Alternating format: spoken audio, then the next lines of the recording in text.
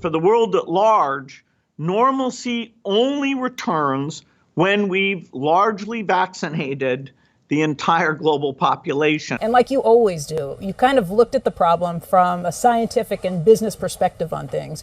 You've invested $10 billion in vaccinations over the last 2 decades, and you figured out the return on investment for that. And it kind of stunned me. Can you walk us through the math? Over a 20-to-1 return. So if you just look at the economic benefits, that's a pretty strong number compared to anything else.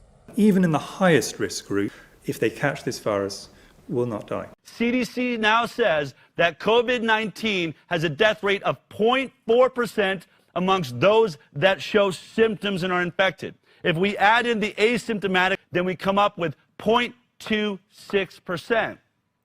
And the thing that'll get us back to the world that we had before coronavirus is the vaccine and getting that out to all 7 billion people.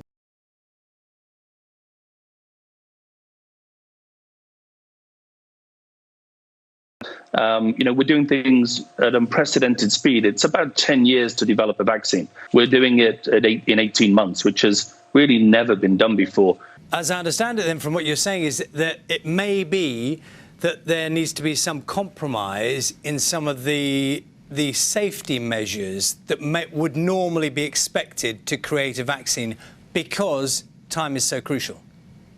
Well, of course, if you want to wait and see if a side effect shows up 2 years later, that takes 2 years. Is there something to worry about with medicines? That is, might some of them have side effects? Do we need safety testing? And we're taking things that are, genetically modified organisms and we're injecting them in little kids' arms. We just shoot them right into the vein. The great majority of people, even the very highest groups, if they catch this virus, will not die. We've got the entire economy shut down. Global GDP is going to take, probably the biggest hit ever. If you had put that money into an S&P 500 and reinvested the dividends, you'd come up with something like $17 billion, but you think it's $200 billion.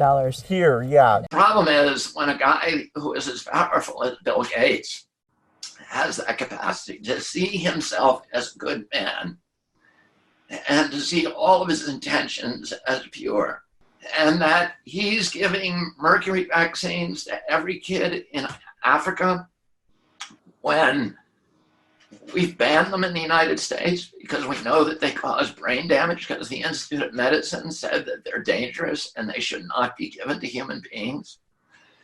And yet he's giving them to every kid in Africa. And we're taking things that are, genetically modified organisms and we're injecting them in little kids' arms. We just shoot them right into the vein.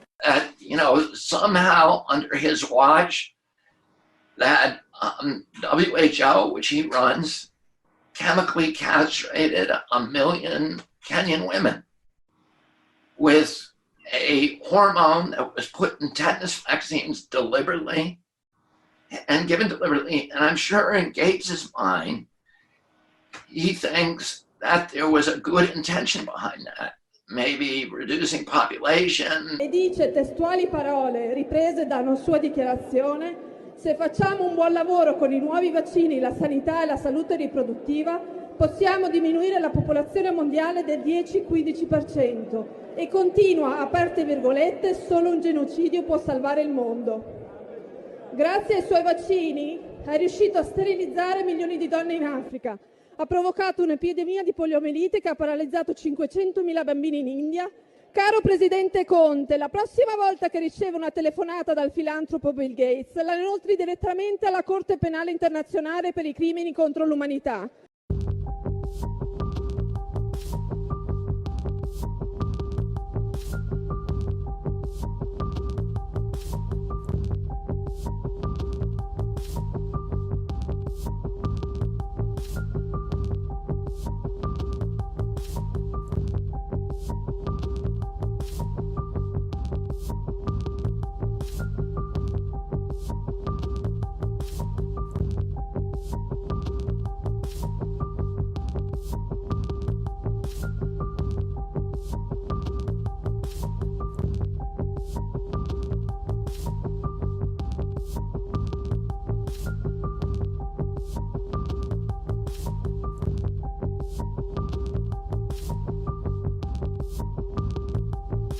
over a 20 to 1 return.